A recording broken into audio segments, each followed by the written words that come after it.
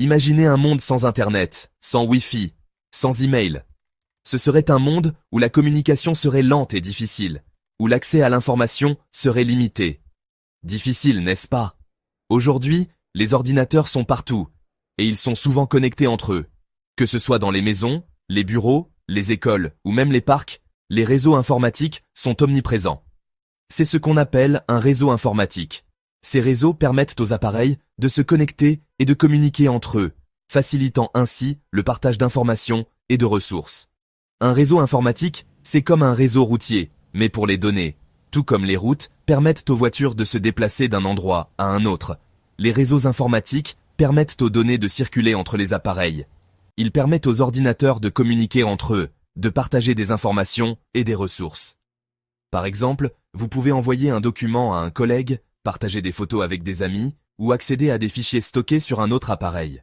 Que ce soit pour envoyer un email, regarder une vidéo en ligne ou simplement consulter une page web, les réseaux informatiques sont devenus indispensables.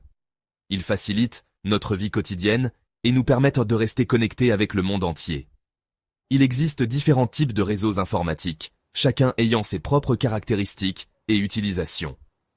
Les réseaux peuvent être petits, comme ceux que l'on trouve dans les maisons, ou très grands, couvrant des villes entières. Les plus courants sont les réseaux locaux, aussi appelés LAN, qui connectent des appareils dans une zone géographique limitée, comme un bureau ou une maison. Les réseaux étendus, ou WAN, qui couvrent de plus grandes distances et connectent des réseaux locaux entre eux, et bien sûr, l'Internet, qui est le plus grand réseau de tous.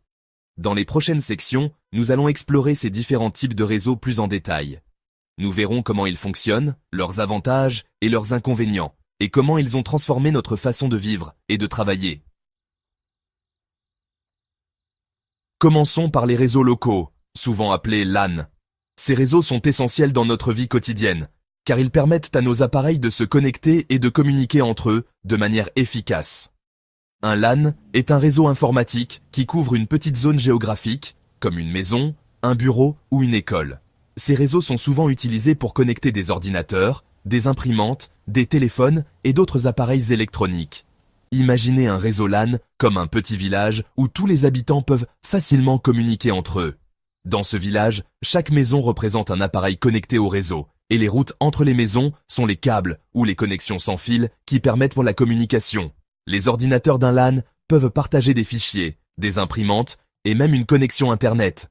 Cela signifie que vous pouvez imprimer un document depuis n'importe quel ordinateur de la maison ou accéder à des fichiers stockés sur un autre appareil sans avoir à utiliser de clés USB ou de disques externes. Les LAN sont généralement très rapides et efficaces car ils connectent un petit nombre d'appareils sur une courte distance. La vitesse de connexion est souvent bien supérieure à celle des réseaux étendus, ce qui permet des transferts de données rapides et une navigation Internet fluide. Ils sont parfaits pour les petites entreprises, les écoles ou les maisons qui ont besoin de partager des ressources et de communiquer rapidement. En plus de cela, les LAN sont souvent plus sécurisés que les réseaux plus vastes, car ils sont plus faciles à contrôler et à protéger contre les intrusions. En résumé, les réseaux locaux sont une partie intégrante de notre infrastructure numérique, facilitant la communication et le partage de ressources dans des environnements restreints. Ils jouent un rôle crucial dans notre productivité quotidienne, que ce soit à la maison, à l'école ou au travail.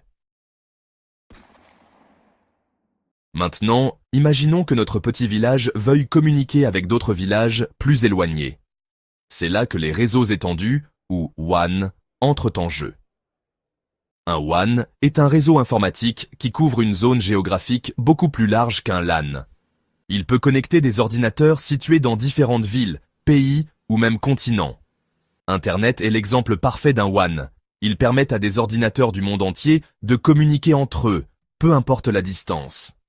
Les entreprises utilisent souvent les WAN pour connecter leurs différents bureaux et permettre à leurs employés de collaborer à distance. L'Internet est le plus grand réseau informatique au monde. C'est un réseau de réseaux qui relie des milliards d'ordinateurs dans le monde entier. Imaginez l'Internet comme une immense toile d'araignée qui s'étend sur toute la planète, reliant les individus, les entreprises et les gouvernements. Grâce à l'Internet, nous pouvons accéder à une quantité incroyable d'informations, communiquer avec des personnes du monde entier et réaliser des transactions commerciales en quelques clics. L'Internet a révolutionné notre façon de vivre, de travailler et de communiquer. Il est devenu un outil essentiel pour l'éducation, le divertissement, le commerce et bien plus encore. Section 5. Adresse IP et nom de domaine. Pour que les ordinateurs puissent communiquer sur un réseau, chacun d'eux a besoin d'une adresse unique, appelée adresse IP. Une adresse IP est une série de chiffres séparés par des points, comme 192.168.1.1. Ces adresses permettent aux ordinateurs de s'identifier et de localiser d'autres appareils sur le réseau. C'est un peu comme le numéro de téléphone d'un ordinateur. Chaque appareil connecté à Internet a un numéro unique, tout comme chaque téléphone a un numéro unique. Cela permet de s'assurer que les informations envoyées sur le réseau arrivent au bon endroit. Mais les adresses IP sont difficiles à retenir pour les humains. Imaginez devoir mémoriser une longue série de chiffres pour chaque site web que vous souhaitez visiter. Cela serait très peu pratique et source de nombreuses erreurs. C'est là que les noms de domaine entrent en jeu. Les noms de domaine sont des adresses web faciles à retenir, comme google.com ou wikipedia.org. Ils sont conçus pour être simples et mémorables, facilitant ainsi la navigation sur Internet. Un nom de domaine est une adresse web facile à retenir, comme google.com. Au lieu de taper une longue adresse IP, vous pouvez simplement taper un nom de domaine dans votre navigateur. Lorsque vous tapez un nom de domaine dans votre navigateur web, celui-ci contacte un serveur DNS, ou Domain Name System, qui traduit le nom de domaine en adresse IP. Le serveur DNS agit comme un traducteur, permettant à votre ordinateur de comprendre où envoyer la demande. C'est comme un annuaire téléphonique pour l'Internet. Le DNS stocke une liste de noms de domaine et leurs adresses IP correspondantes, facilitant ainsi la navigation et la communication sur le réseau mondial. Section 6. Protocole de communication. Pour que les ordinateurs puissent se comprendre sur un réseau, ils ont besoin de parler la même langue. C'est là que les protocoles de communication entrent en jeu. Un protocole de communication est un ensemble de règles qui définissent la manière dont les données sont transmises et reçues sur un réseau. Il existe de nombreux protocoles de communication différents, chacun ayant sa propre fonction. Par exemple, le protocole HTTP est utilisé pour transférer des pages web, tandis que le protocole SMTP est utilisé pour envoyer des emails.